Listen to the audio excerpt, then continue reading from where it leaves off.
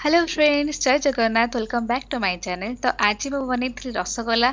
आम महाप्रभु को बहुत मनपसंद मिठा हूँ रसगोला। आम ओडिया मानकर भी बहुत घरे घरे परिचित फेमस मिठा हूँ रसगोला।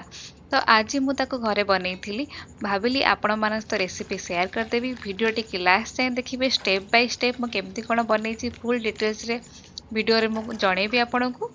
तो वीडियो टी लास्ट जाए देखिए और मत कहे कि वीडियो केमती लगे आपको। तो चलतु स्टार्ट करवा। तो ये मुझे गोटे लिटर क्षीर नहीं ओमफेड क्षीर नहीं आपड़ कौन भी ब्रांड क्षीर नहीं पारे। तो ये क्षीरटा टी फुटी आसला बेलू ये मुझे आड कर लेंबू रस।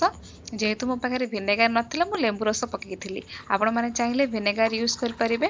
तो क्षीरटा ये छिड़ी आसला छिड़ी आसारा मुझे गोटे धला कटन कपड़ा छाणी देती फास्ट छाणिकी चिपुड़ देली।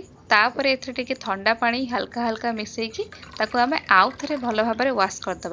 तो यही प्रोसेस को आम 2 टाइम्स करवा।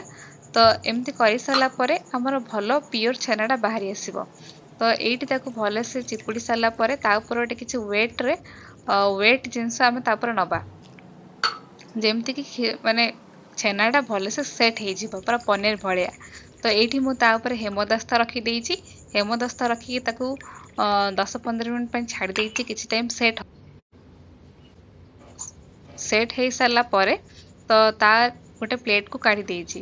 तो प्लेट रे तक मु रखी देइछि। तापर एई प्रोसेस रे आपन को छेनाटा को भल से एठी चकटिबार अछि।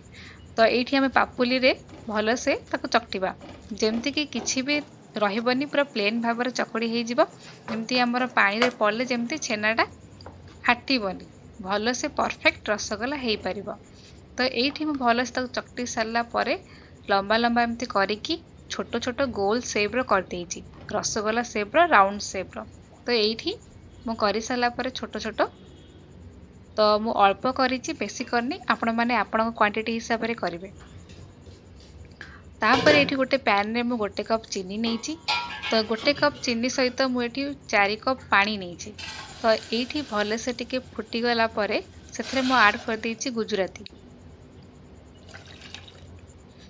तापर पानीटा टिके भल से बॉयल हो सारा पर ये मु छोट छोट रसगोला सब आड कर दी। तो ताकू आम 10-15 मिनट भल से फुटेदबा। तो फुटे सारा पर तार रसगोलार साइज चेंज हो आप छोट छोट बन सी टे साइज तार बड़ बड़ हो। तो यही टाइप देखो कि रसगोला हो गला। यहाँ मुझे एक्चुअली फास्ट टाइम बनई भाव नी एत परफेक्टली हम। तो यहाँ हो सारा पर टिके ठंडा है काढ़ी देती। तो ये आमर रेडी है रसगोला बहुत टेस्टी आउ सॉफ्ट मध्य थिला। आपण माने भी घरे ट्राए करि परिबे। आउ थरे घरे बने की ट्राए करंतु आपन को बाहर किनिबा को पड़िबनी। तो वीडियोटी मोर केमती कोन लागला मते कहिबे निश्चय जणेबे। तो मु तो एठी चलली मो रसगोला एन्जॉय करिया पे। तो आपण माने कमेंट डेरी करचंदी आपण माने भी जाई कि आपण घरे ट्राए करंतु आ केमती कोन लागला मते निश्चय कहिबे। Okay thank